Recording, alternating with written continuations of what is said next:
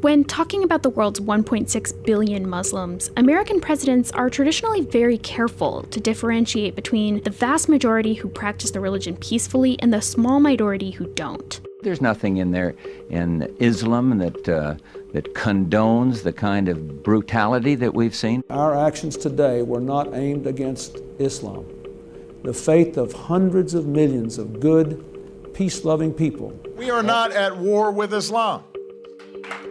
We are at war with people who have perverted Islam.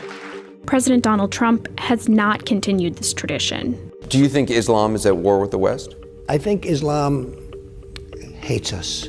There's something there that there's a tremendous hatred. To understand why Trump is breaking with his predecessors, you have to understand his chief strategist, Steve Bannon. Before he joined the Trump campaign, Bannon ran the far-right website Breitbart, where he hosted a daily radio show. The second dumbest comment that one of the dumbest presidents in the history of these United States, that would be Bush 43, Shrub as they call him, he made the dumbest being that Islam is a religion of peace. The face of terror is not the true faith of Islam. Islam is peace. Islam is not a religion of peace. Islam is a religion of submission. If you listen to Bannon's radio show and watch his speeches, you start to get a sense of how he sees the world.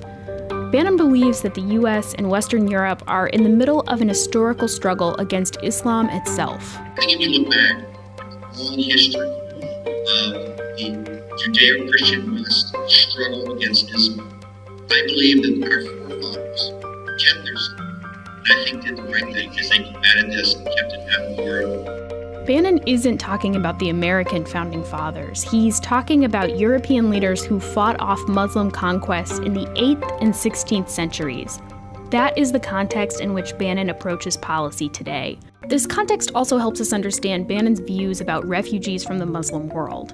In a 2015 interview, Bannon and then Representative Ryan Zink of Montana discussed Obama's plan to take in 10,000 refugees from Syria. We need to put a stop on refugees until we can vet. Why stop until we vet? I don't understand. What do you mean vet? Why not just stop? Why are you going through all this thing on vetting? The opportunity cost of vetting. Vetting's important because we don't know. Why? No, you only vet.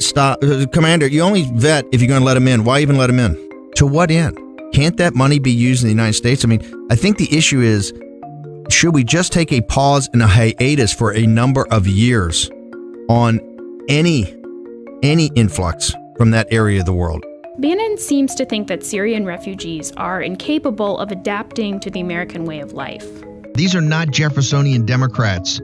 These are not people with thousands of years of understanding democracy in their DNA coming up here, right? Before Breitbart, Bannon made documentary films.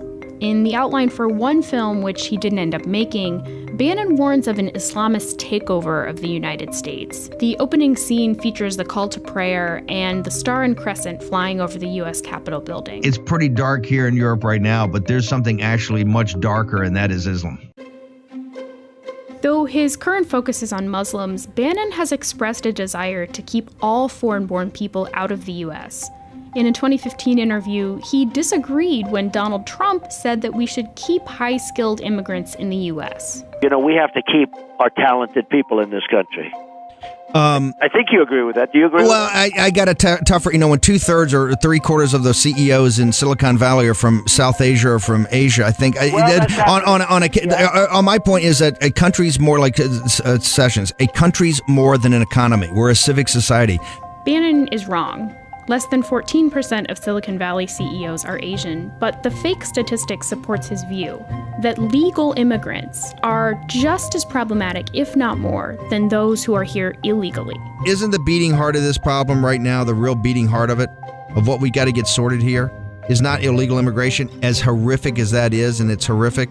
Don't we have a problem? We've looked the other way on this legal immigration that's kind of overwhelmed the country. When you look and it's got 61 million, 20% of the country is immigrants. The number is closer to 13%, but Bannon's point is that immigrants somehow make America less American. He believes they don't share American values and that even when they're here legally, they take jobs away from native-born Americans. And in this view, Bannon is way out of sync with mainstream Republicans, who, along with business interests like the Chamber of Commerce, have long said they welcome legal immigrants. We're going to need more legal immigration.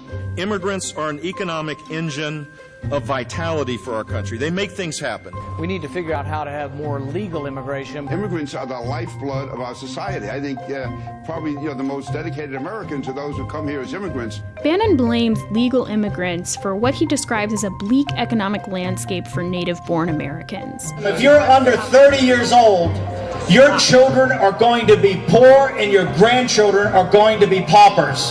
The only way to stop this from happening, Bannon says, is to rise up against those whom he calls the ruling political class. Those who allow immigration, legal and illegal, to continue. Think about it. If the elites are so good, how did we get in this jam? This is the fourth great crisis in American history. We had the Revolution, we had the Civil War, we had the Great Depression of World War II. This is the great fourth turning in American history. Bannon's views have already started to influence policy. Multiple news outlets have confirmed that he was behind the executive order temporarily banning travelers from 7 majority Muslim countries and almost all refugees from entering the U.S. A federal judge has temporarily halted the ban, but with the president's ear and a seat on the National Security Council, Bannon's vision of a closed America at war with Islam will continue to influence policy.